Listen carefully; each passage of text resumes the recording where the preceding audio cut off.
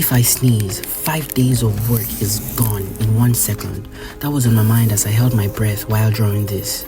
It was the 5th day of drawing an iconic figure that you would already know just by looking at the hand alone. I spent the last 4 days capturing the dance, the shadow, every speck of detail on the gloves before I even got to the face. But there was one more problem. I had not yet preserved the art of this legend I was trying to recreate, and one careless movement, all my effort is scattered in a blink of an eye. So I stopped breathing, I did what I had to do, I stood, and I realized I just preserved the memory of Michael Jackson on paper. Don't tell them who it is, just send them this and see how quickly they recognize him.